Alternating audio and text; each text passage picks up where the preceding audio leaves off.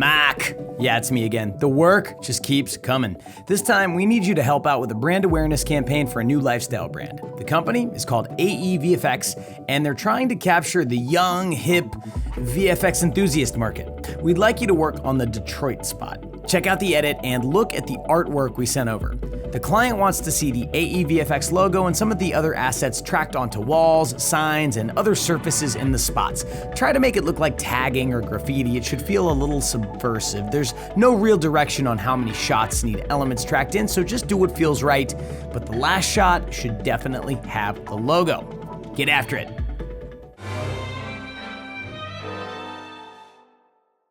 The edit video from the client this time is super basic. I'm getting the feeling they're starting to rely on me to just kind of work my magic. You'll just see 4 different graphics overlaid in very roughly here. Take a look. Hey, Detroit, do you even mocha? Of course you do. You know all about planar trackers and garbage mats, don't you? VFX is taking over, and we want you to join us, because for us, VFX ain't a fad, it's a way of life. So what you can correctly gather from that is that we're going to be branding this set of cuts from the city of Detroit to reflect our brand, VFX. This time around, I'm going to try something a little bit different and actually show you my final before I show you how to make it. Hey, Detroit, do you even mocha? Of course you do. You know all about planar trackers and garbage mats, don't you? VFX is taking over, and we want you to join us, because for us, VFX ain't a fad, it's a way of life. Now, however many elements and shots with elements you counted there, I bet you missed a few. So here now is a walk through everything that I did, and we're gonna go kind of group these together in a way that makes sense. And by the end of it, you're gonna know practically everything there is to know about planar tracking in Mocha. So a sign replacement like this is one of the easiest and often most satisfying things you can do with Mocha. You can troll famous people by replacing whatever they're holding up, or in this case, we can give the sign a different meaning. Now, of course, we could replace the sign altogether, but I thought it would be fun to say no stopping VFX, right? Get it? Okay, so here's how we're gonna do it. I already have Mocha applied, and I'll just open it, and I'm gonna make a selection around that word anytime that I am replacing. And it's hard to keep in mind that it doesn't matter whether I tidally line up my selection with the word anytime or not. I'm gonna go ahead and turn on perspective. I inadvertently started at a keyframe in the middle, so I'm gonna have to do this backward and then go back to the keyframe and forward. And that does not really matter. Let's play the result. There's something that you can do to see how good your track is, and that is to swap in something that would replace that word anytime. And for that, I'm first going to enable the planar surface. This is what we would be replacing in. And I'll just give myself plenty of room around that word anytime. And because I'm kind of OCD, I'm gonna try to actually make the lines parallel. And then under layer properties, let's insert a logo and play that. Wow, okay, looking good. Now, I could use these corners that I set for a corner pin, but I'm not gonna do that. I will tell you why when we're back in the comp. Right now, what I wanna do now, I wanna go to the first frame. And if I did this in another frame, it's no problem, I could change it. But when I save, I want at the first frame to have clicked on this button, expand the planar surface to fill the entire frame. So it's not so easy to see, but now there's a blue frame around the entire clip. So it is 1920 by 1080. If I play that, you can see it's going out of bounds and so on, but you can see it's exactly following apparently the whole shot, but definitely what I tracked. And by the way, part of the reason to select the word anytime, if that's what I'm replacing, is that that becomes sort of like my anchor point, depending on how I set it up. So let's now get out of here, being careful to save. Oh, and I didn't give it a name. Let's just be a little tidy. So we'll just call this anytime. Now, if I twirl down tracking data, my first step is going to be to create track data. And I do have to select the layer by clicking on the cog. And then you see those numbers changed over there. If I go back to the first frame, everything is zeroed out to the defaults because I framed the shot, remember, at the 0 frame. And that just made it a little easier. If I use the Uber key here, you can see there's no data. This data is not going to be applied directly. I have to apply it. So if, for example, I wanted to do multiple tracks off of one instance of Mocha, I can keep recreating new track data and then applying it. If that doesn't make sense here, let me apply the data and then you'll see what I mean. We need a target. I'm going to make a solid and I will call it patch, and I'll just make it the size of the comp. Let me turn it off for a moment. Had I used a corner pin just around any time, I would be filling this small patch area with that entire solid. And if you notice, there's a bunch of irregularities and stuff in here that I have to match. And I would have to do that at scale or stick it in a pre-comp to touch it up. And I don't want to do any of that stuff. So what I'm going to do right here at the 0 frame is just make myself a selection area around any time.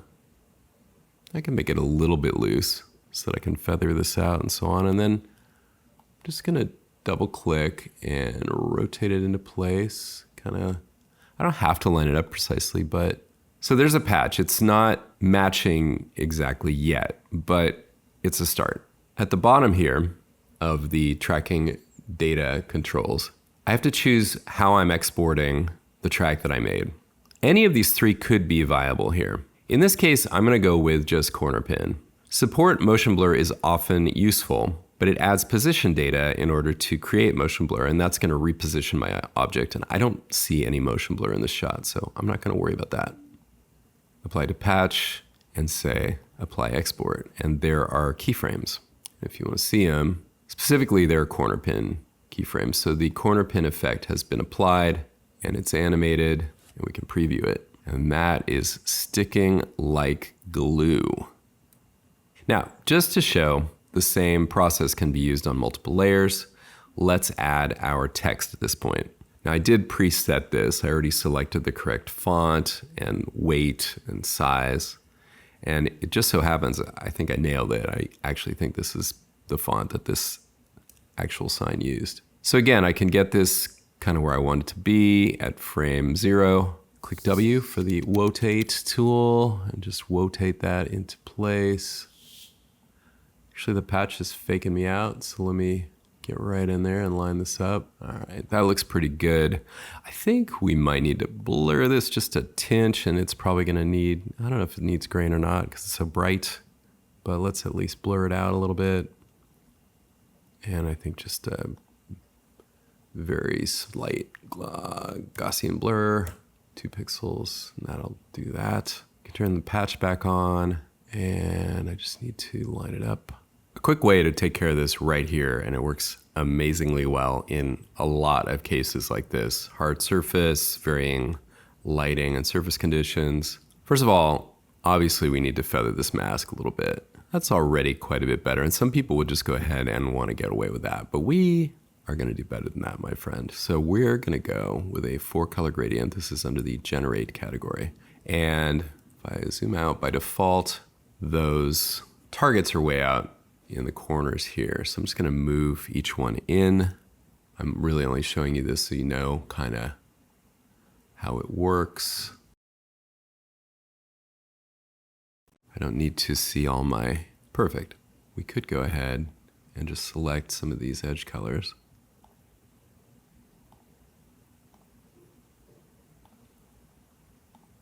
And if you want to do even a little better, you can pick any one of them and go, well, maybe we brighten that one up a little more. And maybe this one we darken it down just a skosh. So from here, we've just got a little housekeeping to do. We need the text to come along for the ride. I'll copy the corner pin and paste it. I could also reapply it from Mocha, or I could even set a corner pin and go into each channel and link expressions between them. I'm not planning to change this. This is good to go. So now let's add some grain. And I'm gonna say that this grain only needs to be applied to that patch, not to the text. What I do see in the text is this kind of shadow, which is actually the result of JPEG compression. Now, if I were being really exacting about this, I would go ahead and match that, maybe with a shadow layer style, but I'm just can't be bothered right now. So let's instead do what's important, which is this grain. The white outline is the default preview setting. Change that to final and choose my plate layer to match. I didn't see an instant difference. So what I'm gonna do is go under tweaking and just turn up the intensity until I can really see it. Oh yeah, there we go. I do think it needs a boost in intensity because of all this grain that I see out here. So I'm also looking along the top. I'm gonna go somewhere in the middle. I'm going to talk really quick about something very important to both motion graphics artists and visual effects artists, which is effect order. My grain is working great. I'm going to solo my little patch. But remember, the patch is masked from a full frame. And for match grain to work, it wants to work on the full frame. Otherwise, it's scaled down and it's looking weird. Sometimes things like corner pin that change your dimensions and 4-color gradient, which are overwriting things, will mess with it. So for example, if I move up 1 in the stack, it goes away, obviously because I just overwrote it with match grain. Had I done a corner pin down to this size from a full frame, I'd also have a problem because the grain would be scaled down. In this case, remember, I'm actually tracking the full frame. So if I disable the mask for a second, what we've actually got here is this big, huge frame moving, and that's what match grain wants. It wants to aim at a target that's the same size as the source footage. Now, you and I know there's the edge of a box right there, but nobody else is gonna know that. It's amazing how often something relatively unsophisticated actually works incredibly well. For corner gradient, doesn't seem like a very useful effect, and yet the way light hits surfaces, it's often exactly the right thing for a patch, like what I did here. And then in terms of Mocha, throughout this lesson, we're gonna be pre-comping to get our elements positioned. And right now, we're doing that by setting up the full frame.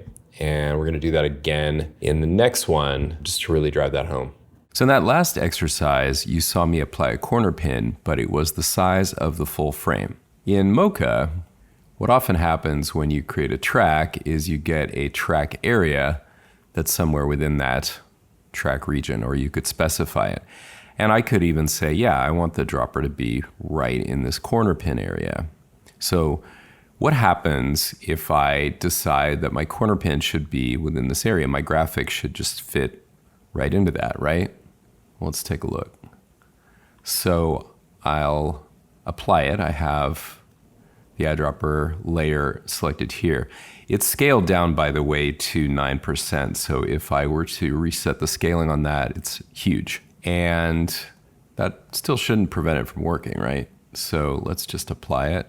And it's there, but it's teeny. If I highlight the corner pin effect, you can see that it's been corner pinned into an area just inside that region that I had. So here's what's happening. Mocha is assuming that the corners that I specified are the corners of this comp. And it's also assuming that my layer is the size of this comp. So what it's done is proportionally corner pin it into what it perceives to be where I put this thing. And it just feels totally wrong, right? Well, you could work around this, and the workaround would be to pre-comp the full size layer.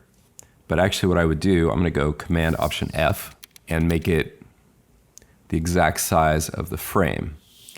And now that would fit properly into that corner pin frame that I made. But that's kind of a pain. So for that reason, I'm gonna go back to Mocha so I can change it on the fly, remember? As you can see, I use perspective again. It's a really good looking track. So now I'll just click this button, and I meant to do that at the first frame, of course. So let's do it again. Boom. Now it's been set to the edges of the frame. And so that reverses the problem we had with corner pinning to an area inside the frame, if that makes sense. And I'll just say save. Now, having done that, you'd think my problems are solved. So I create track data with corner and update it, and then I apply it, and it's still miniature, not as much as before. And scaling it up is not the answer. So instead, there's one more step that I just want to make sure you're doing if you take this approach. So either way, we're pre-comping, but in this case, we get a little more flexibility. Let me go to the first frame and just position this thing where I want it, and then I'll create a pre-comp. Now, when you create the pre-comp, make sure that you choose move all attributes into the new composition, because we want the new comp to be the size of the frame. You can even open it just so we see it, and there it is in place. And now, if I apply the export to that, I press play and it's good to go. Now, let's suppose for comping this, I want some of these scratches on the sign to show through this thing so it doesn't look quite so pristine. I could try a blending mode on it, but one thing when I was experimenting with this was to put a hard light on the background. Now, that doesn't do anything if the eyedropper is sitting on top of it, but if I move it down to the bottom, now the sign is hard lit over that eyedropper, and it's got the scratches just subtly coming through there. That's really all I wanted, subtlety. So a lot of people don't know this thing about being able to set the corner pin to the full frame and then just position things in a pre-comp where you want them. And if you move them in the pre-comp. That's kind of a pain. But what's not a pain is you don't have to deal with this thing of things scaling in ways you don't expect. There are, however, plenty of cases where you actually want a corner pin, either literally fill the frame of something, the four corners, or just kind of say, well, I want it to line up with this surface that has kind of this rectilinear appearance. And throughout this lesson, we're going to have quite a few of those. So more generally, though, I would keep in mind the flexibility of this thing of just using the full frame. In either case, you pretty much usually have to pre-comp. Next, we move to this beautiful shot, and it just really seems tailor-made for Mocha. It's just a big wall that's so beautifully shot and just changing its perspective, and you can just already tell how well this is going to track, right? There are a couple of things to watch out for with a shot like this. One that we don't have to worry about here is lens distortion. So if I were trying to fill these exactly, and I think this will come up in another shot, so I'm not going to actually show you here, you might find that there's a little bit of distortion that is making what looks like a straight edge here a little bit curved. So that's one thing to be concerned with.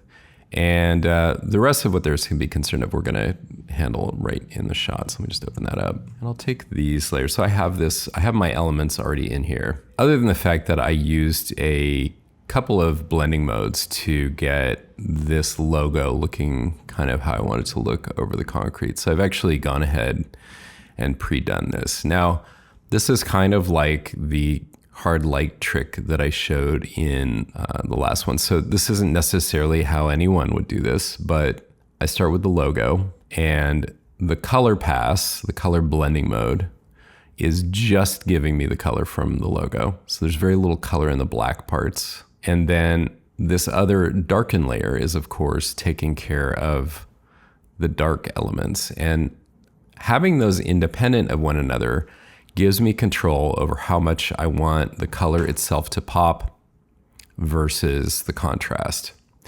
And so all I did was adjust the opacity in the darken layer. And so if I crank that up, I would have control over that. And then in this other layer, a tint effect at its default turns the color black and white. So now I have control over how vivid and saturated the color is. So it was just looking a little too strong without some of that, and I arrived at the perfect setting of 42. Now, of course, I could pre-comp these, but then I'd be keeping track of blending modes through a pre-comp, so I'm just gonna leave them as separate layers. Now on to Mocha. I'm gonna go ahead and set up this track, and you get to watch it at high speed because I'm gonna be doing it for 4 separate elements. Now, inadvertently, I made my keyframe in the middle. Doesn't really matter. Just, I have to click this button twice. We'll go forward, and then we'll go backward. And we have an error, and there's something I did wrong. So in fact, I need to redo these tracks, but let me explain about this error first. So layer 4 has left the frame, and that seems like a problem, but in fact, the area where I want to add my element is already off frame. So Mocha did this perfectly well. It gave me a couple scary warnings and it stopped the whole track. But in the grand scheme of things, that doesn't matter. I got the track that I want. However, because I didn't turn on perspective for these, which was a careless error on my part, I'm just going to retrack them with that on for each of them. I don't think you can do this with multi-selection. And let's get it right this time. Forward. All the cogs are enabled, so it's tracking all 4 of them again. So there's that error again. Let's say okay to that, turn off tracking for this one layer, and let's keep going. And this layer also is leaving frame, but we got to the beginning without having to worry about it. And you can see that the shape really fully kept its integrity. So this is pretty amazing. Like Mocha is actually able to understand that it's not looking for information in areas that have gone off frame, and most trackers just aren't that smart. So having done that, I have a red area over here, but that's just corresponding to layer 4. I'm done tracking, and I'm just gonna turn those cogs off. I could give some friendly colors here. Let's go ahead. I'm gonna be making planar surfaces for each of these shapes in the shape of the element that I want. So on the right, I have my logo, which is not square, and then the other elements, which are.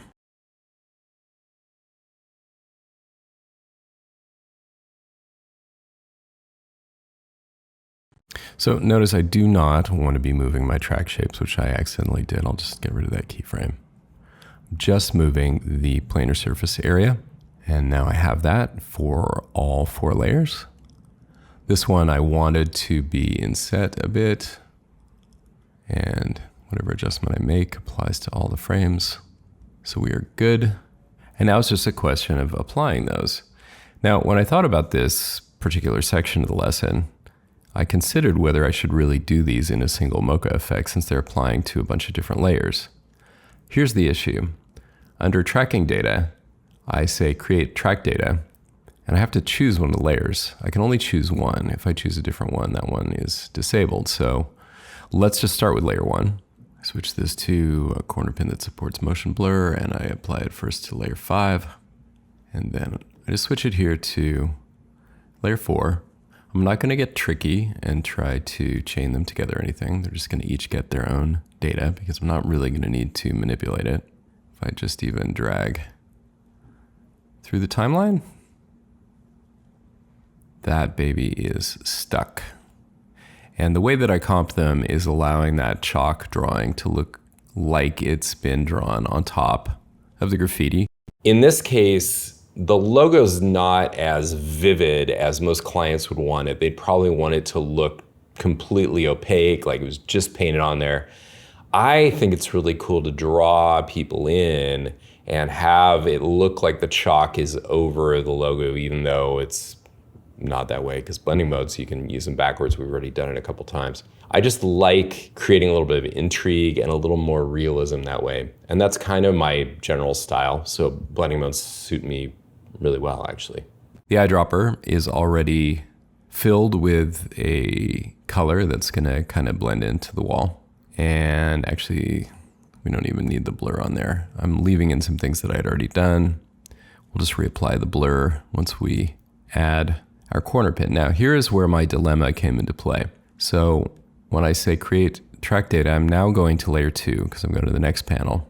And that's a new set of keyframes. Well, it's okay, really, because there's no reason I need to hold the old keyframes anymore. I'm actually done with them. So I can just move on. I mean, I guess maybe there's a case where you wouldn't want to do it this way, but I don't even know what that would be. So now I'm just applying track number 2 to layer 3, and there it is. And there again is a case where the position isn't exactly what I wanted. And so why transform is under distort, I don't know, although I guess technically you are distorting the shot by transforming it. Remember to move this above corner pin. And then either anchor point, or I'm just going to go ahead with position because anchor point doesn't really matter to me here. They work interchangeably, of course. I'll go with something like that. Next layer, same thing again. This time we're creating track data for layer 3. I know they don't correspond. And so now I choose layer 2 and apply that. Let's take a look.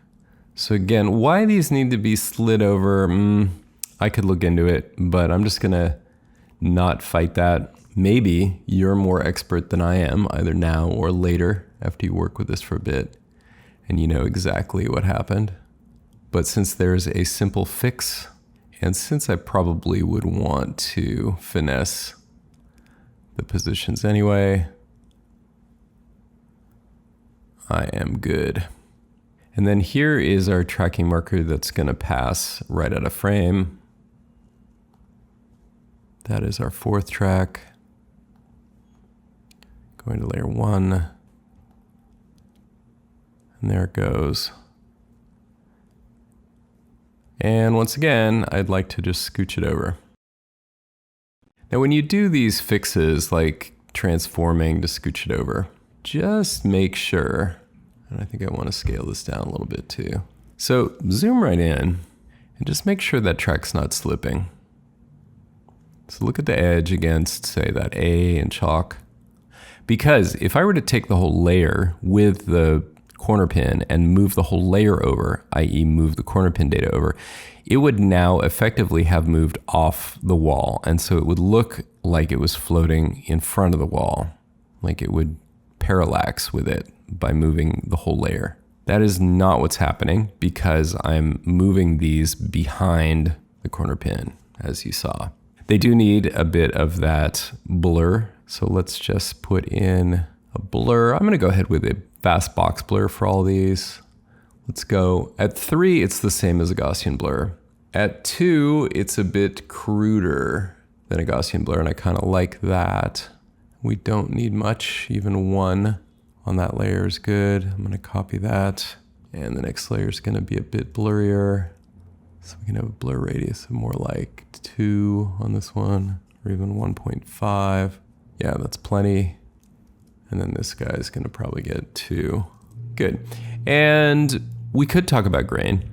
These are translucent, so they are picking up the grain of the background. So my inclination is not to try to add grain until such time as something stands out and these look wrong. But even if I do my raising exposure to look at grain, I'm not seeing a mismatch. And there you have it.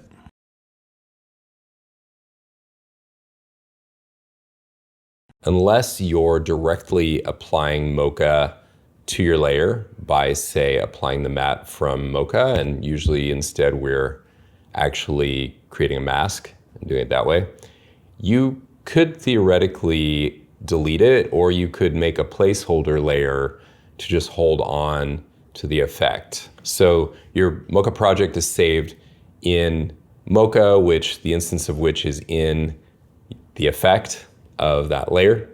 You can copy it and you get all those same controls to another layer, or you can just store it away on a layer that you don't even use. From a Mocha tracking perspective, this has to be the easiest shot in the entire sequence.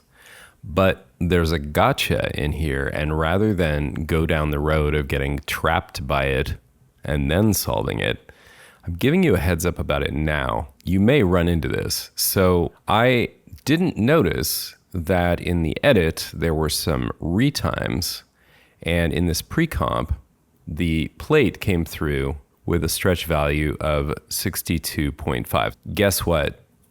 Mismatched frame values with anything to do with tracking is a disaster. And there are ways to solve it, but basically what you get are keyframes that, while correct, are not lined up, and then you either have to scale them down, or things just get really haywire in a way that's not even logical. Luckily, there's a simple solution. I'm just going to take this value and replace it with 100 after cutting it, and I'll have to change this pre-comp a little bit. Back in the main cut, actually, let's change the pre-comp first. So I'm going to make it longer than it needs to be, like way longer.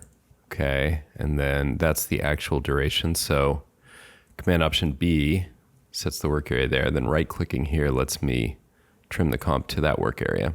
And with the subcomps I have, remember, these are just holding stills. So with these, I'm going to go ahead and say time freeze frame, and then their length is kind of arbitrary. So that's not going to be a problem. So then having lengthen the comp, I'll go back here and set that value of 62.5% right there, and everything is back as it was, but I'm just going to be tracking whole frames in real time meaning frame by frame time.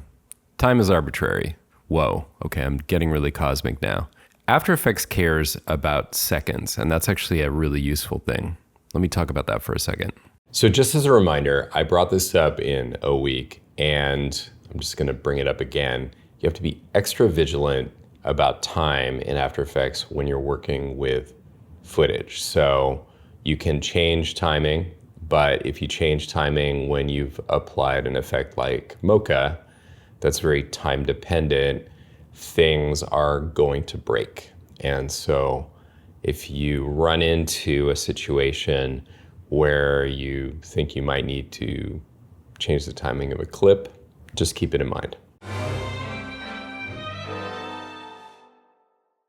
So I see that while I was talking to you just now, some gnomes helpfully went in and tracked this shot in Mocha. It's dead easy, so just reviewing it is probably good enough. We've got nice large tracking areas, and we have the target square region on the right and a rectangular one on the left to fit the artwork that we have, which is a pen for the right and this logo for the left. So the art of this one is not going to be in the tracking, but in the comping. Let's get to it. I will create data for the left side first, and I will choose that logo. I've applied it. There are the keyframes. I'll turn it on, and that is tracking beautifully as expected. So I've gone ahead and gotten both of my elements in here. And then additionally, I set a darken mode on this logo on the right. So I just want it to have this appearance that it is on the wheat paste. And therefore I want it off the bricks. So for that, I took 2 more instances of my plate layer, and I'm going to use that as a Luma mat. So Luma, could have selected both layers and done it at once, but that is the beginning. And then the way I'm going to dial this in is with the levels effect, because the histogram is going to be helpful. So by coming up on the input black and crushing the blacks in that mat, I can make it disappear on the bricks. Now, one thing I could do, I'll show just this layer. Let's take a look at the color channels. So there's not very good contrast in red, but green and blue have great contrast. Blue tends to be the noisier channel. So what I'm going to do is shift channels and set everything to green, and then add a levels effect to that. It's an extra step, but I think it's going to make things go more smoothly. So let's just see if I'm right. So now I don't have to go as hard to get the black off the bricks, which was my main goal there. And then if I want to adjust the look of it to be darker or more faded, I've got room to do that. I can also just kind of bracket this in. So that's the last of the whites. So just bringing this in brings that gamma naturally down. That's a good starting point. I'll copy both of those and see if those work for the pen as well. Yeah, that's pretty good. So let's preview the shot and see how that looks. Now something odd is happening here, and it's actually something that probably you didn't notice, I didn't notice about the shot, which is the change of light. I think a cloud is passing over the sun as the shot goes on. The shadows get darker, but I didn't really notice that before. But it's also causing our white bricks to get darker and therefore the levels to change. So we just need to kind of shift this over. Now the histogram is again going to help with this. The reason we don't use auto exposure to shoot professional footage almost ever is that it changes as the conditions in the scene change. So if somebody walks across frame and they're prominent in the frame, they're going to change the lighting levels just by their presence in that frame as the camera adjusts for that. In this case, we've got a clip where a cloud came across, and it's kind of unusual in shots that aren't, say, time-lapse to have something like that happen. And it's an opportunity, actually, once you've spotted it, because it's not really that hard to deal with. It can even be a lot of fun. Some of the real hero shots I pulled off had changing lighting conditions, and it's very satisfying to nail them. So I'm not going to get tricky about this. I'll just start at the very beginning and set a keyframe for both of these and expose it for each. And then I'll take a snapshot of that, go to the end. And actually, I kind of like this faded look, so maybe I'll match this one and take this backward. So I just need keyframes set there at the end. And so that's actually the one I'll snapshot. And then over here, and let's see what I can do to kind of match that. So that's the look. And I think I'm going to get there by messing with the gamma.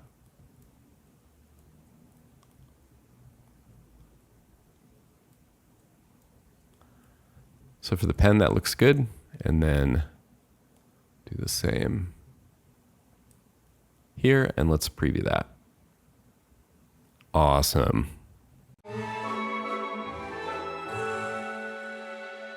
This is very similar. The only difference is going to be in the compositing. So I've skipped ahead a little bit. I've already got my track I'll show you.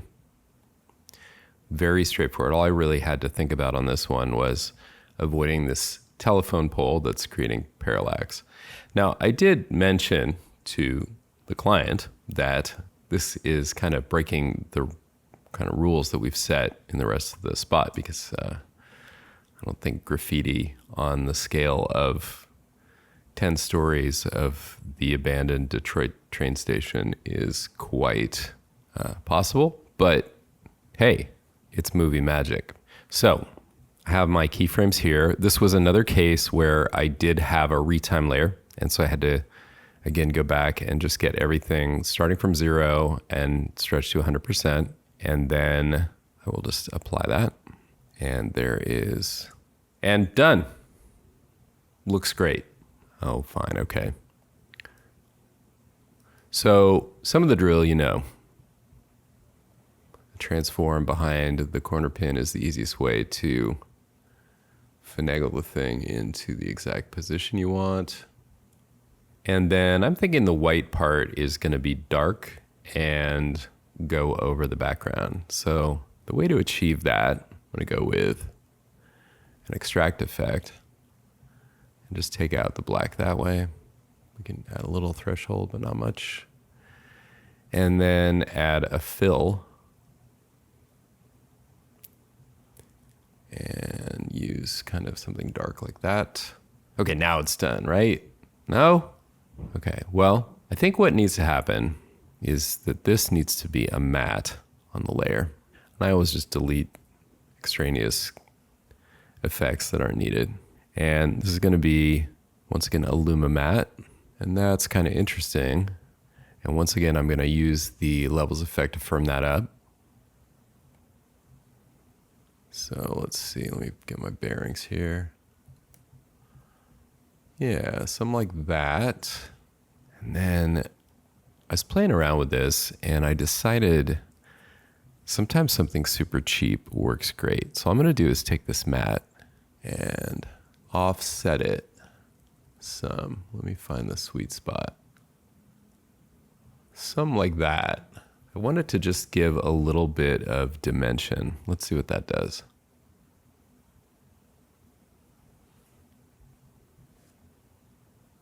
Yeah, that's the basic idea. It doesn't have to be quite that dark, so I could ease up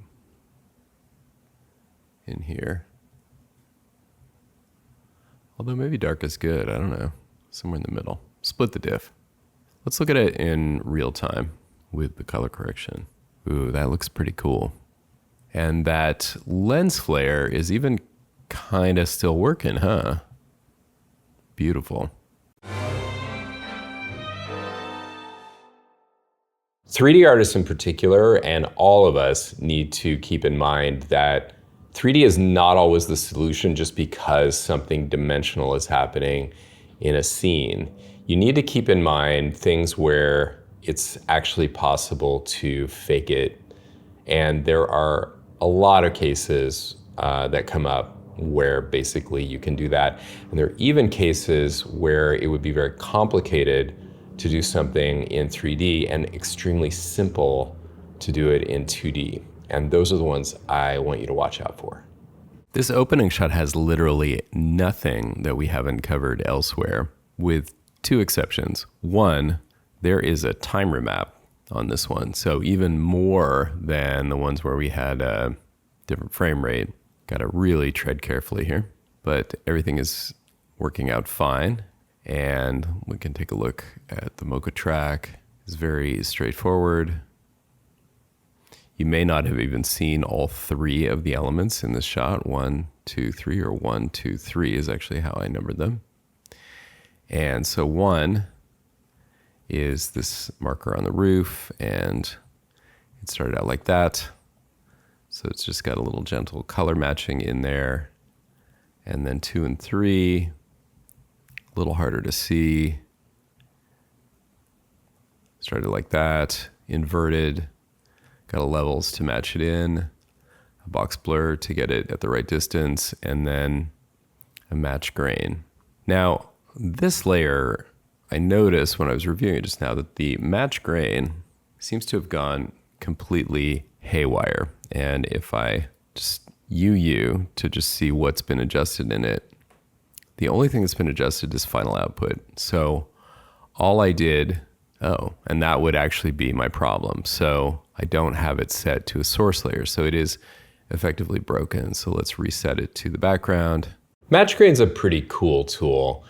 I, on the other hand, often use the add grain effect and just go ahead and dial it in by my own eye, flashing the exposure up and down to make sure I can really see the grain, whether it's in the shadows or highlights or what have you. Either way, I think it's worth taking that close look and making sure it's correct.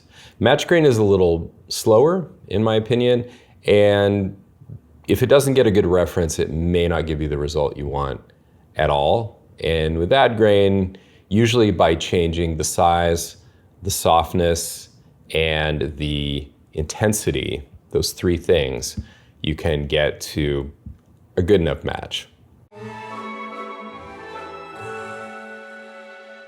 So now the real fun begins. We're going to take this logo and place it into this scene. Whoa. And the obvious place to put it is on this nice frame over here.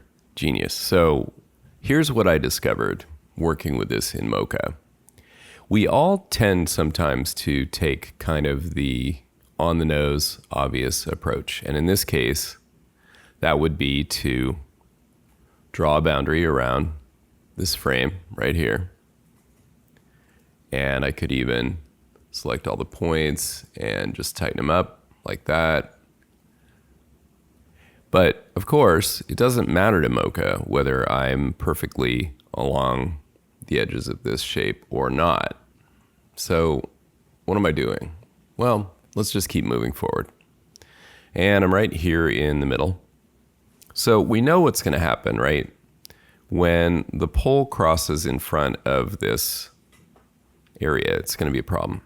So let's just get it over with and see what happens. I'm going to not track perspective. I think there's a little perspective in this. Yeah. So luckily we know there's a fix for that. And so this is going to be my frame.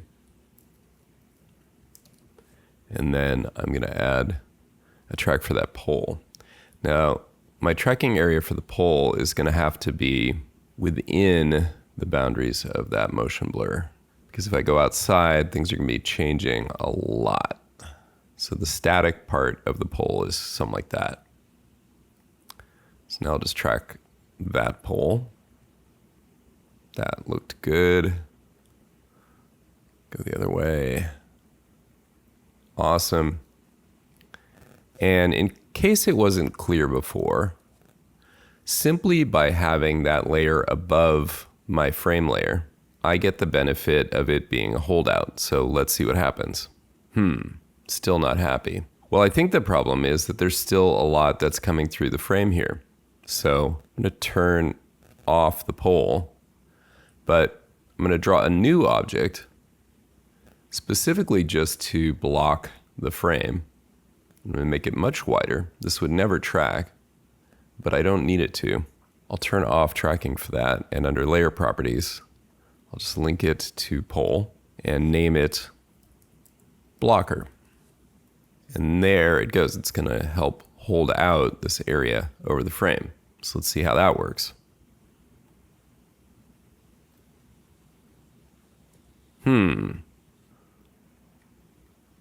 Still not much of an improvement.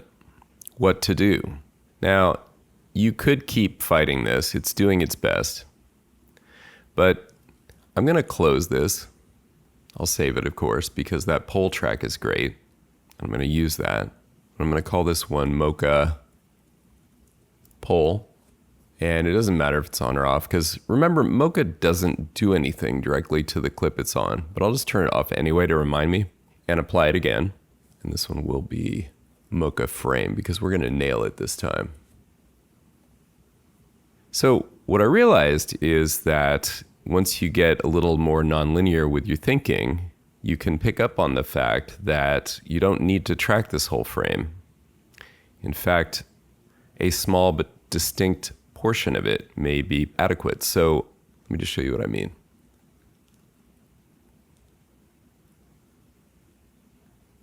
There's a lot of detail in the shape I just drew. And I'm just prettying it up for my own sake, but really, that's what I had in mind. So as soon as I start tracking backwards, there's going to be a problem, but tracking forwards works beautifully. All I have to do, I could go there, or even one frame further. Let's try this one. I'm just going to move this into place. Let's see if I got it. And that tracks perfectly as well. And then, through the magic of computing and the fact that we're moving at a steady state, boom, I get free in between frames. Wow. So you see basic principles of computer animation apply here. Okay, so having done that, I do now need to be precise about where we're corner pinning to. I'm just going to say it's this frame. Maybe that's too literal, but it'll be a starting point.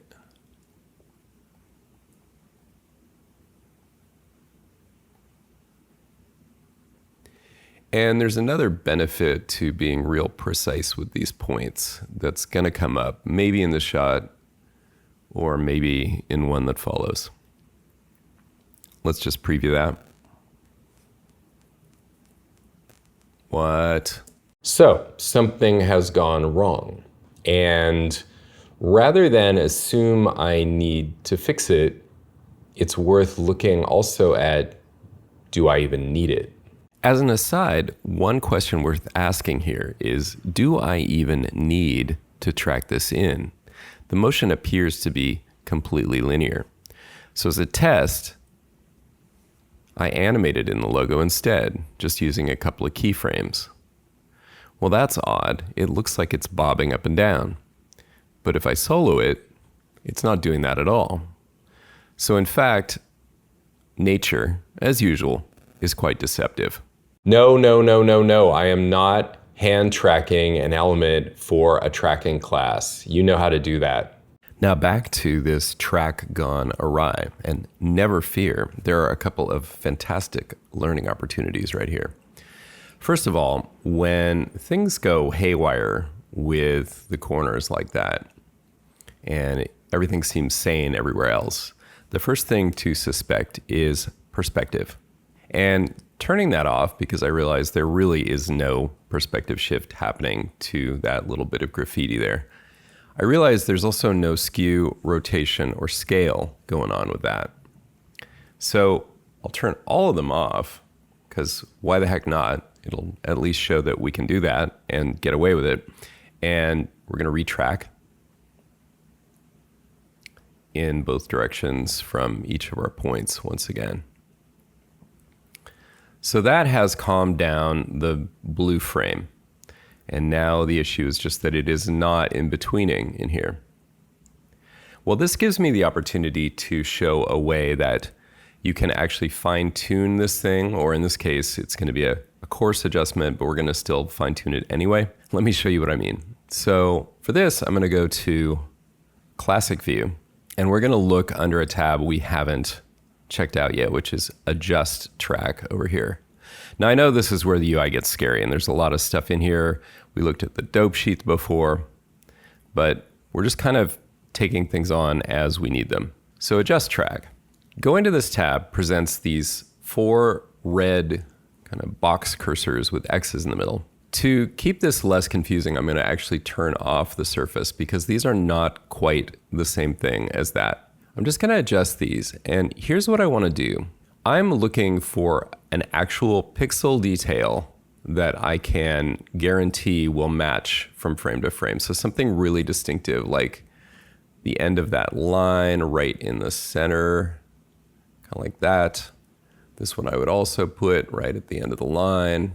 I don't need to worry about lining them up with one another. I just need something that I can look at later and go, yep, that point. This one I'm going to go right by the thick part of that. And this one, same idea. Okay, let's try that. Having done that, I'm going to say, or rather not say, well, I am going to say, but I'm also going to click on Set Master All. Okay, nothing miraculous has happened yet, or has it? Nope. So let's go back to my other frame. Now, I can press Auto, and if these were close to their targets, Mocha might go ahead and find them, but they're not at all close. So we're going to place them where they belong. Now look at this little bit of UI up here. Top and bottom. The top is showing me my reference from the other keyframe. And then down below, in real time, I'm getting a close-up view of my attempt to match it. This makes it pretty darn easy, even though this seems like total brute force work.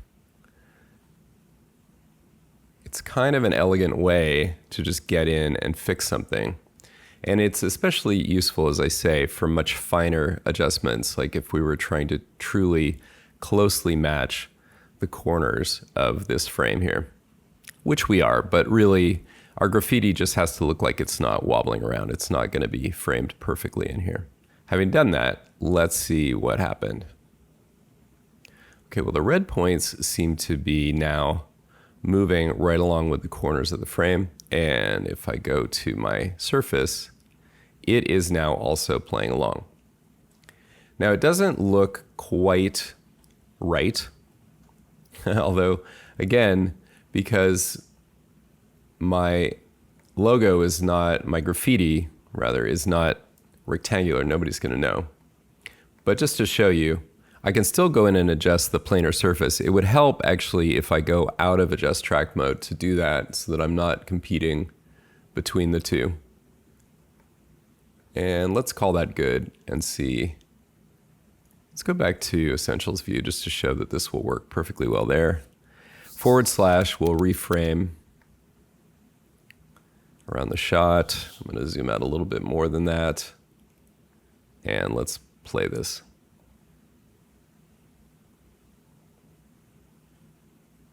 Bada bing, bada boom. Now, it might feel like we're digging down into this very arcane and kludgy little area of Mocha and fixing things that it should just be doing. But actually, the interface that we're looking at, Adjust Track, is really actually essential to precision corner pinning with Mocha. It is the way to get the points exactly on, and it works surprisingly well, much better than, say, corner pinning with the After Effects point tracker tool and then trying to fix those by moving those points into place. Even though it feels like we're kind of digging down into the guts here, in situations where we're trying to get a precise corner pin track, these would be very common to be adjusting.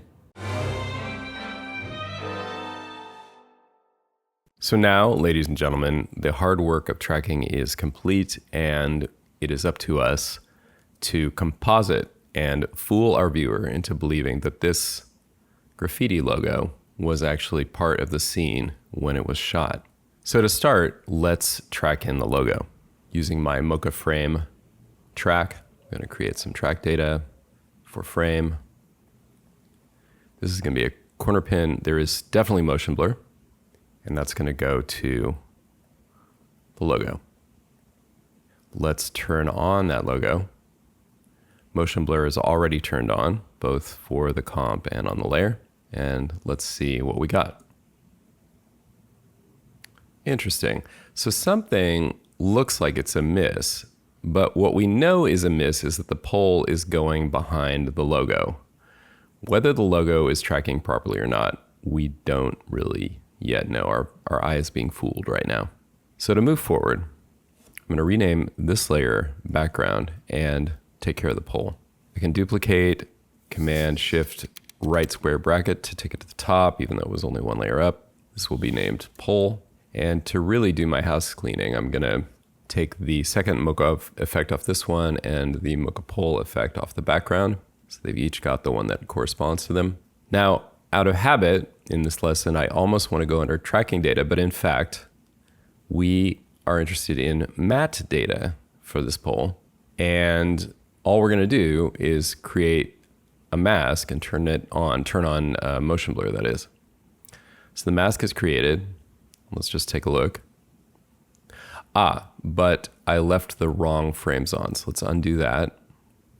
Go into Mocha and turn off everything but visibility for pole. And try again. Okay, that's going to be better. Now, without motion blur on, you can see that it is tracked in there, but we're missing all this goodness. So let's just enable it. Oh, and something strange happened.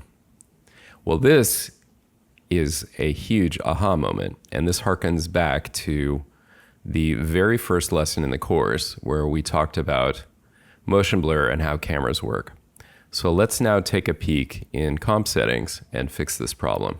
So the 180 shutter is a filmic motion blur. That is half of the 360. It's the little half circle that turns around and around 48 times per second for a 24 frame per second film.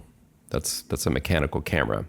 And yeah, the electronic cameras can do a whole bunch of other stuff, but this remains kind of the gold standard for motion blur.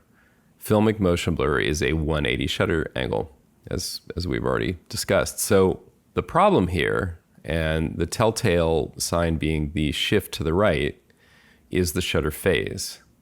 Now, we don't have to guess at this setting. It's always going to be the same relative to the angle. Why After Effects doesn't just automatically make it the same relative to the angle, I don't know. but it gives me something to teach you. So what you do is divide the angle in half, whatever the number is, take half of that, and then make it the negative. So 180 divided by 2, 90. And then negative 90 is the value that's going to go in here. And that fixed the offset problem. Let's just take a look. So it's no longer shifting, but it looks weird. Well, I think the weird look actually is because this element right now is so bright, it's punching right through all the motion blur. So by comping this element properly, I think we're going to take care of that. Let's find out. So to work, I'm just going to turn off the pole for a second and even go to a frame where I can just see this clearly. So let's see. I think, first of all, we don't need this thing to be so kind of squarely in the frame like that. I know the preference from the client was to have things look a little bit more wild.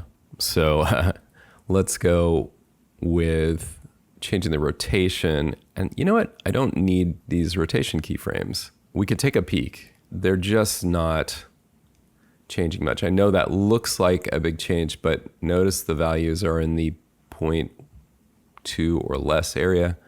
So there's effectively no rotation happening here. And if that was hard to follow, just take my word for it. We can delete the rotation keyframes and go ahead and freely rotate this as we wish. Same with scale.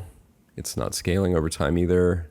And position we do care about, but to move it up, I can just select all these frames. And if I move it by just scooching the value up and down, left and right, as long as all those keyframes stayed selected while I did that, everything is still good.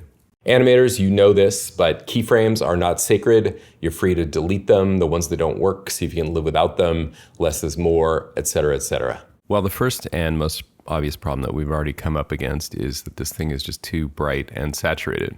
There are multiple ways to desaturate an image. The fastest is just to apply a tint and then bring down the amount. Just leave it at the defaults and it goes from black and white down to somewhere in there. Is looking pretty good as a starting point. I don't want to take too much color out yet. We can desaturate it more as needed, but I do want it to pop a little bit. So for now, let's go with that. The next thing to comp it in is to not have it be kind of floating over the wall. There's clear seams and things that should be showing through. And so for that, I'll duplicate the plate background and rename this one Overlay. I'm going to use a blending mode, which is not going to be overlay mode, but that's okay.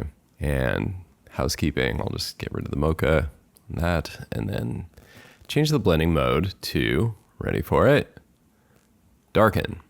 And now we just see some lines appear. It's also dulled down the graffiti quite a bit. We can adjust for that. With the darken mode, I'm going to use levels once again so we can look at the histogram.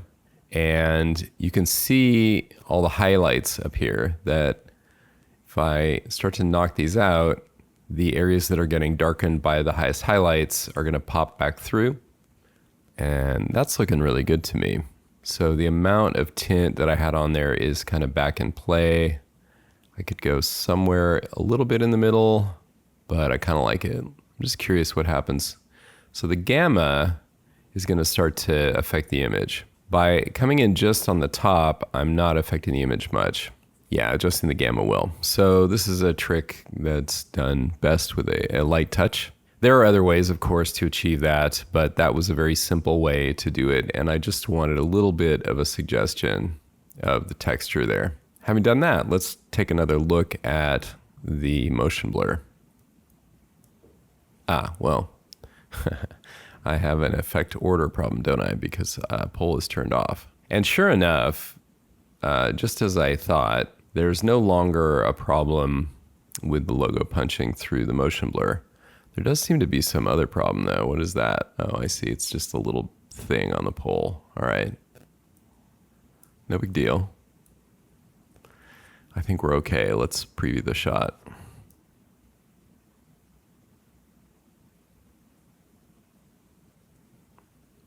Now, I know it's going to sound ridiculous, but I would also add a little bit of grain to that element.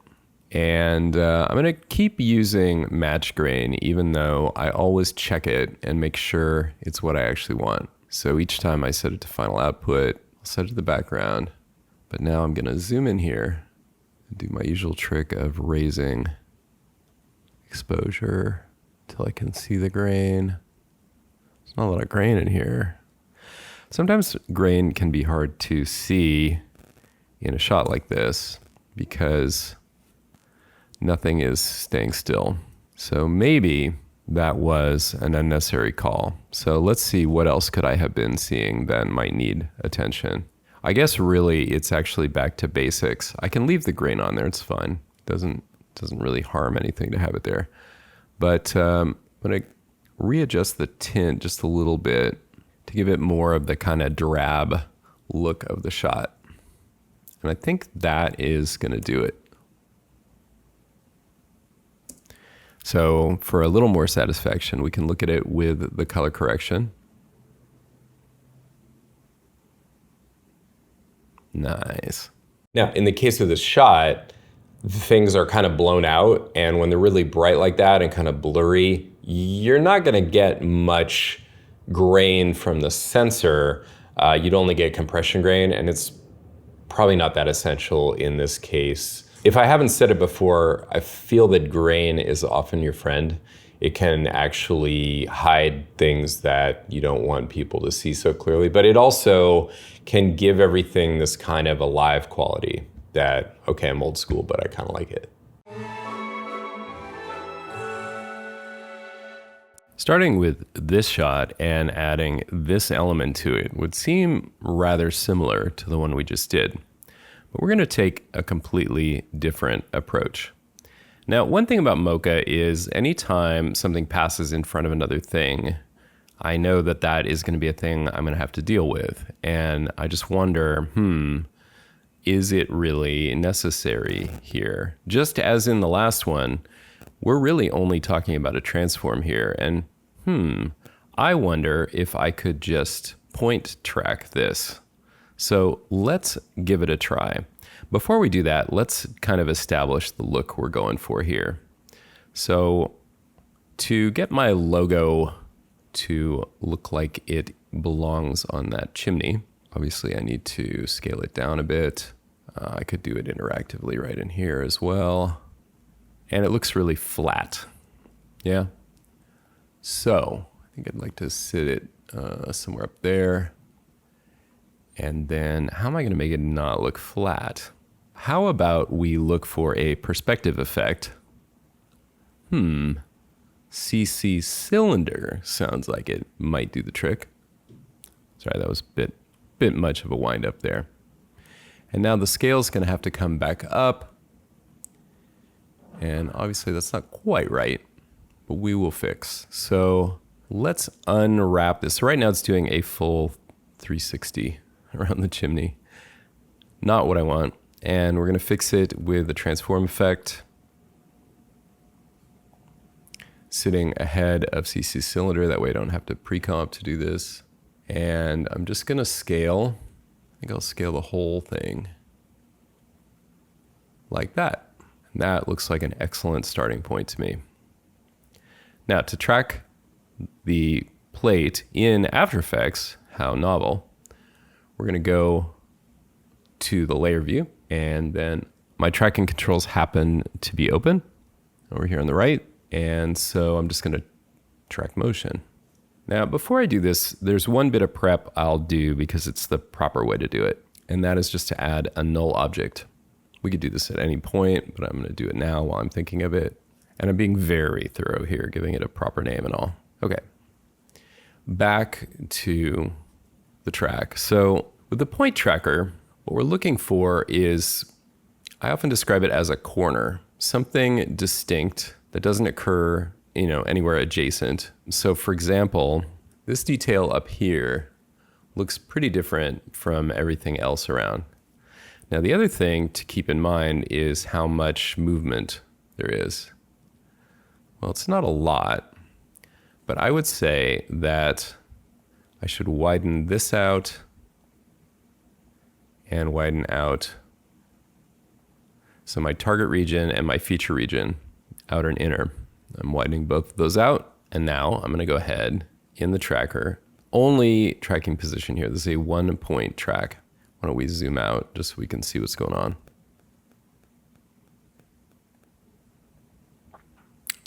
And it's done. Now I'm gonna go the other direction. I'm not gonna do anything but try to just track it. Let's see what happens. So this tracker had no problem with 1 frame of interruption. Bravo. Okay, I'm zoomed in here for a second to delve a little deeper into the After Effects point tracker. It's the oldest tracker in After Effects, doesn't get a lot of respect, but it is bloody useful in certain cases, this being one of them. So you heard me mention the feature region and the track area. I think those are the right terms. The feature region is this inner square, which I have scaled up so that I get a little bit more detail. I'm trying to show it some of the highlight and shadow areas here and all the detail. Basically, you're looking for something that has a definable edge, corner, something somewhere in there, and you want it to be unique from anything else that at least would be in the track region throughout the track.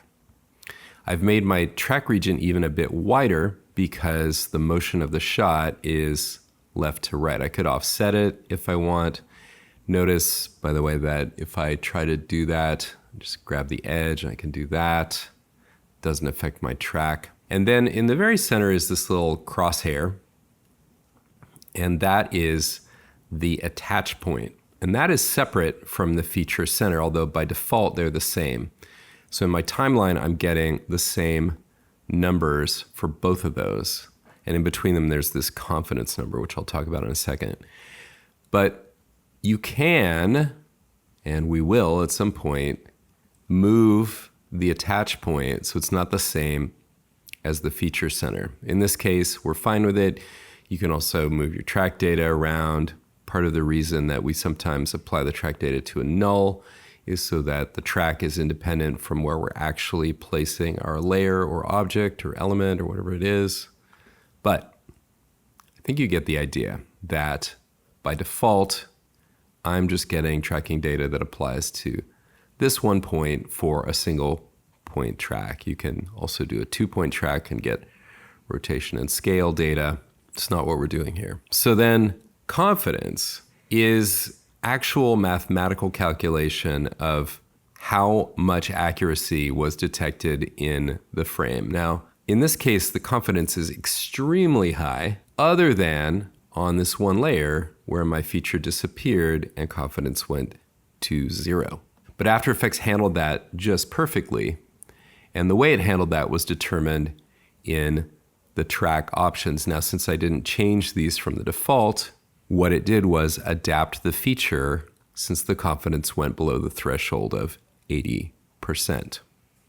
So for now, for this example, the default setting worked great.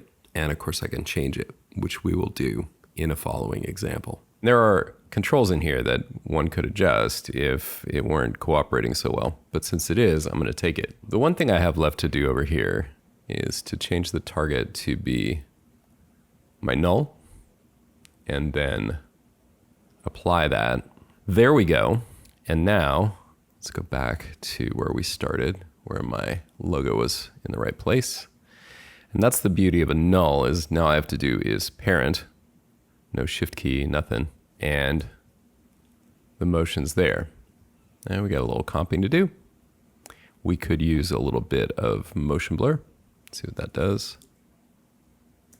Not a huge difference. Let's make it a little bigger. And let's see. So I'm free to repo this. Again, the beauty of a null is I can move it back and forth. I could scale it up just a smidgen. If I hold down the command key, then I'm scaling in increments of 0.1. That's pretty good. What was I trying to do again? Well, I know I got to color match the thing. So whatever I was about to do, let's do that. Now, this is a little arbitrary, how it should look. I think, it's basically right, and it's just got to look, like the whites belong in the scene, and they're not even that far off. In the blue channel, I don't see anything that bright. So let's do this with curves this time. So in blue, I could come down a bit. That's going to make it turn kind of green. So I can also go into green and do a similar thing, just less. And let's get where we can really see this.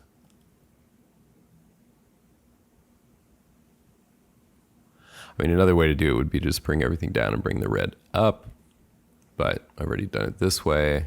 And then let's just see what kind of overall contrast we want here. I think we might want it, I want it to pop, but yeah, it needs to pop, so I'm not gonna do that. Let's just go with this. And before we try it in full motion, let's take care of this one thing. I'm gonna be unorthodox with this one and do this in a way you probably didn't expect. So I'll set a keyframe for opacity here, and 1, 2 frames later, right there. And then we're just gonna find the opacity level where this thing is believably behind. And let's check it out. Wow.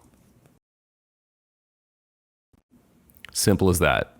So once again, I gotta say, it's pretty fun to cheat and get away with 2.5D. Now let's spend a little time talking about nightmare tracks. It's often the case that our eye can perfectly pick up motion, but the computer does not have what it needs. So here's an example where we have mostly, but not exclusively, horizontal motion. The camera's also bobbing up and down and rotating. And if it were just horizontal motion, I could probably just hit a start and end keyframe and be done with it. Additionally, there's just very little horizontal detail. I mean, there's plenty, but it's also blurry that there's no continuity. And what is continuing is problematic. It's these reflections in the wall. Now, let's suppose I want to put my logo somewhere like right there, and the pole will pass across it. Well, I tried this before showing you, and the closest solution in this case to not just purely eyeballing it is to use the detail on the sidewalk, which is also pretty blurry, but at least consistent. So that's what I'm going to show you. So I'm showing you all the tricks to get your track to work, but really this is a pretty short track that you could conceivably eyeball pretty well. And I actually learned to animate in After Effects by doing hand tracking before there was actually a tracker built into After Effects, if you can imagine that. And this was on a game for LucasArts with full motion video that involved matching pilots who had been shot on a green screen. They're on a rig to move them around as if they're getting bumped, or if they get hit, they go flying. And the virtual cockpit had to match them. And there was probably a good half hour of footage like that I matched every frame of by hand. And it was actually pretty damn fun. Now, it just so happens we're already in the layer panel, and I have the tracker panel open. So all I have to do is click track motion, and I get this teeny little tracker. If you've ever tried to drag this thing, you can easily grab the attach point by accident, like I just did, or end up kind of scaling it, which is actually more what you want. But if it doesn't work, just zoom in there and scale it up to where you can drag it, because you have to drag it kind of in the center here. It's an old tool. So now this is my detail area. I want my graffiti to be right above here. So I'm just going to carefully select the feature region, which I hopefully get a zoom on when I drag it around only, to have some clear defined outline areas. So what that means is I don't like this over here because I want to get to the edge of things. So let's go more like that. I don't know if that's necessary, but what I like are complete shapes with corners and so on. Hope that makes sense. And then for my feature area, which I just missed, I'm just gonna make it wide enough, and I'll double check that, yeah, in a given frame to frame, I just wanna make sure my feature is gonna stay within that in both directions, because I'm starting in the middle, so I'm not gonna offset it. Now, I could cautiously track this frame by frame with this analyze one frame backward and forward. I'm not gonna do that. But one thing I wanted to point out is if I do that, each time it's going to start with a new feature. So it's gonna reset the feature every time I restart the track. That's helpful sometimes when tracks go off the rails. If you wanted that behavior for some reason, you can go in options and say adapt feature on every frame. It's not what I want here. And from a zoomed out view, let's track forward to start with. Just a couple frames. Go back to the starting point. And let's see what happens now if I just go ahead and track backward. Ooh, that's looking pretty good until that pole came along. Now, we could solve this in several different ways. We could just delete these tracker frames, those. We could get rid of them. Notice that confidence goes down to 93.9 on that frame, and it had been at 97.7 on the previous one. I hope you're taking careful note of that. And it stays low after that, right? Because now it's lost. So my feature is back after the post crosses it. At this point, I could move the tracker over, but I'm not going to do that. I'm going to try making the tracker do this properly. Let me undo. And this time, in the options, I'm going to change confidence to 95%. That's no magic number, although that may be where tracks fail, somewhere in there. And in this menu, I get to choose what happens if confidence goes below there. You can say, just keep going. You could say stop and let me know that there's a problem. But here, I'm gonna try extrapolate motion. And by the way, while we're in here, the one other thing I haven't really gotten into is enhance before match. So here's a case where you might think, well, I could also probably make this better by blowing up the contrast in the shot. If you're feeling that, you could go ahead and check this. I don't find it actually makes a big difference, and I have not found that increasing contrast before you track really does in most cases either. But, you know, there are cases where you'll try anything, and you might find it actually works for you. I have not seen it. So let's try this again. Here comes the pole. And it looks like it succeeded this time. Let's see what actually happened. It kept going, which isn't so great. But now all I have to do is just delete the rest of those. We're good. Now, here's another little pro tip. In the previous track with the smokestack, I set a track null. And that's a normal way to do it. There is another thing you can do. So let's go right out. Let's say that I want my logo kind of sitting right out here in the middle of this shot.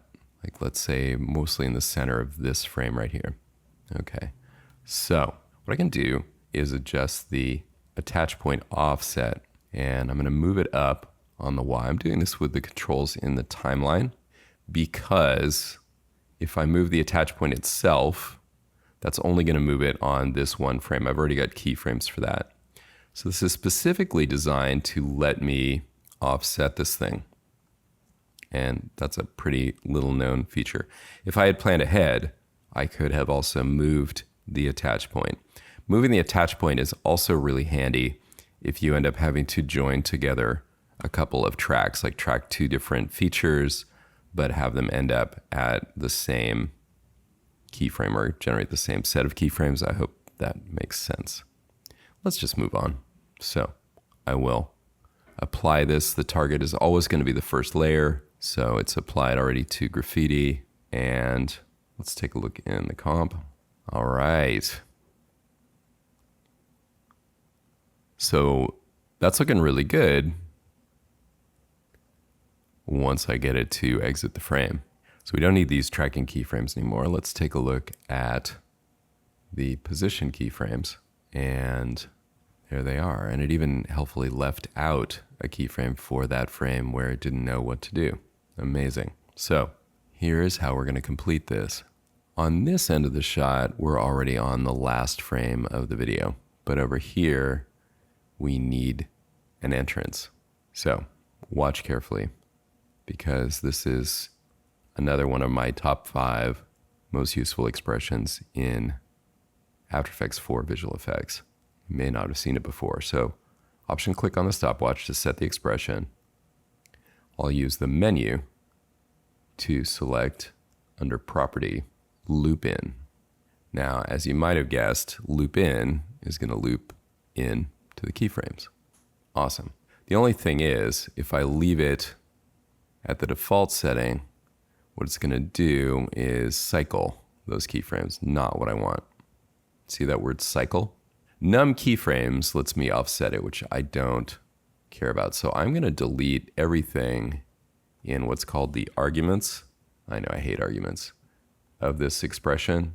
These things in parentheses are called arguments. And we're going to double click this word. And then if I start typing, I happen to know that I'm going for continue. But if I didn't, I could get a full menu of all 4 of my options here just by being in between the quotations. And this does have to be in quotations. I know, expressions. So we're going to go continue. And for some reason, it's not letting me. Oh, I guess I have to press enter. There we go. And enter again to set that. And let's see what now happens. Ooh, awesome. Now, the other thing I noticed, the end, the motion blur goes away. And that's because there's no final keyframe. And that is an imaginary frame. So we could try to set another expression, but rather than do it that way, I'm just going to go brute force here and move it over. Actually, you know what would help? I'll just make this comp 1 frame longer for a second so I can see what I'm doing. And yeah. Now, of course, this is the equivalent of what loop in was doing, but loop in was doing it over a series of frames. So to tidy up, I can take this back to being a 24 frame comp. Thank you very much. Now I have motion blur. Let's take a look at the graph editor just to see what loop in was doing. And you can't really actually see this because, well, okay, here you can. So what loop in is doing is taking these 2 frames and continuing them. Although I have to say it's really hard to see that here. Oh, here's why. I also have to enable this little button. Okay, now, now I can see that my X movement is being continued perfectly, but so is the Y, and it's using the previous set of keyframes to do that. And that's what that little offset thing in the expression allowed me to change. But by default, it's using those 2. Just what I wanted.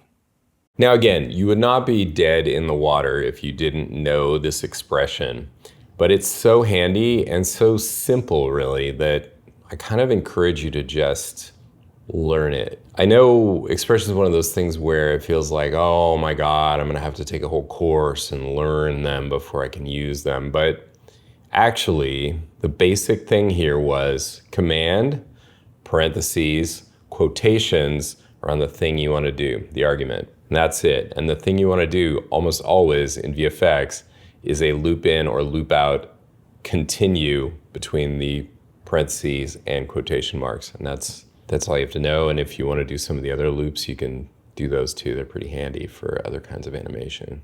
Having taken care of that, we can close the graph editor and the tracker panel and get some screen real estate back to do the comping. We'll take care of the poll in a moment too. Looks perfect, but let's see if we can improve it. Well, I'm going to have to take care of the color, but before I do that, I can see that I really want the paint to just show up on the bricks and not on the mortar. So let's name our background layer plate and duplicate it and call this one matte and move it to the top. Command Shift right square bracket and set that as Illuma inverted matte. And that doesn't do much until I adjust it. So with that layer selected, the levels effect, I'll just come down on the white point and let's find our sweet spot. So I'm adjusting the luminance of the matte, which is a Luma matte, for how much I want to let through here. And really, I don't want to actually be making comping decisions here. So I'm just trying to get the grout at around the right level. Looks good. So now let's color match this logo, also with levels. Green channel looks okay. Red channel, let's see my full frame. Looks okay. Blue channel, whoa. Overall, I would say that the logo is very bright, and in the red channel, that is pretty apparent. So overall, I'm going to take down its output black level, make it look more kind of old and faded. And the missing blue channel, let's see if I want to do anything with that.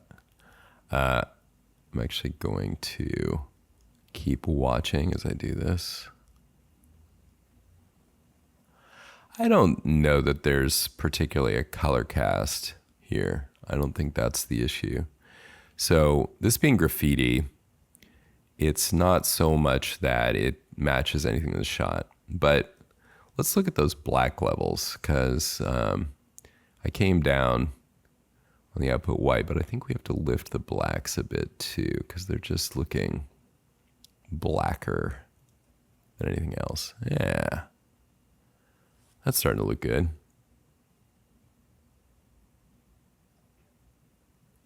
Well, there's plenty of room to make this however you want it, depending on how old you think this logo is. But I'm pretty satisfied for the moment.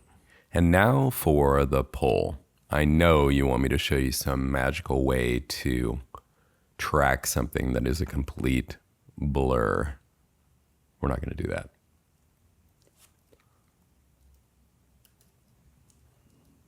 And we're going to brute force this baby. So we're going to get our pen tool, make 4 corners and have them go right out of frame.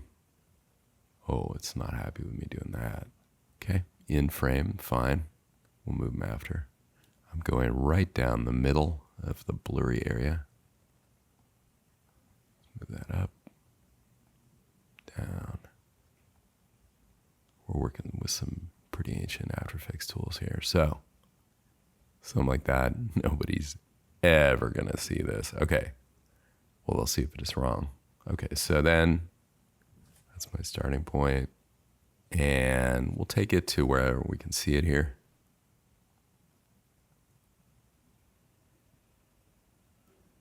And it's changing its shape a little bit. I guess I could humor you by rotating it slightly. And actually, I want one more frame, just so we can exit. Doesn't matter where it is, because we're just going for motion blur. Speaking of, turn on motion blur for that. Now remember, if you turn on motion blur with a heavily blurred object and you see it move, which I did not, do go into your comp settings and double check that the shutter phase is -1/2 of the shutter angle. We didn't see anything because the layer was turned off. Let's turn it on. Ooh, and let's see what we got.